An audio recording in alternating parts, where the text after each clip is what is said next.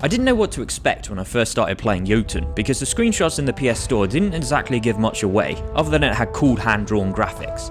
But after playing through it a couple of times, I think I can safely say Thessileko e Ognekvikjandi, or this game is awesome in Icelandic. Jotun was an adventure into Norse mythology. Everything from the levels to the enemies to the items had some sort of link to ancient Viking legend, such as the Idun's golden apples, which in tradition are a symbol of immortality but in the game increased your max health.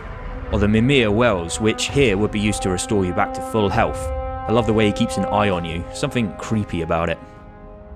You played as a female Viking warrior who started off the game by getting killed in a storm. But this death wasn't considered honourable enough for her to get into Valhalla, so she began on a mission to prove herself and to impress the Viking gods by defeating 5 elemental giants known as the Jotun, so that she may ascend into paradise. It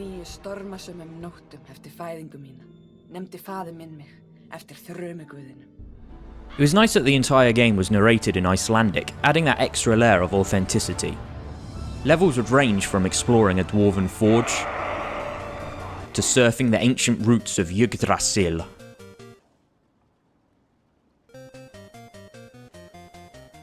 All of these levels came with their fair share of secrets and surprises.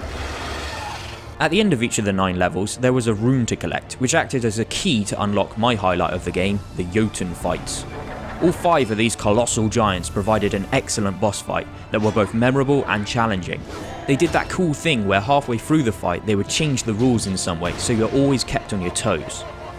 They had a great learning curve to them, starting off very easy, but as the battle progressed, they would start using new moves that would really ramp up the difficulty.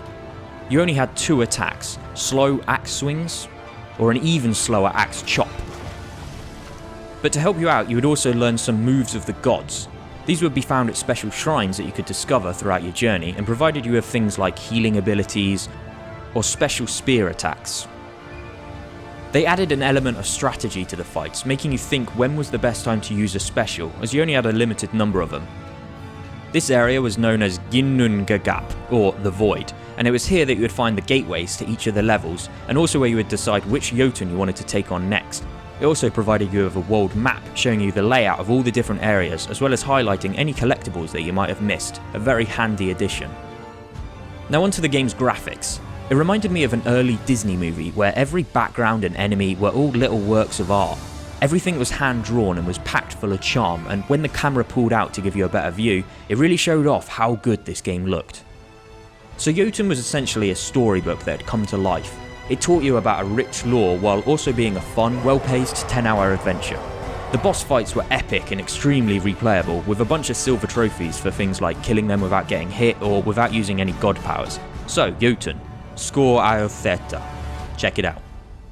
If you enjoyed my Jotun review, then why not check out some of my other videos and click here to subscribe to A's Gaming Moments. Thanks for watching, and until next time, A signing out.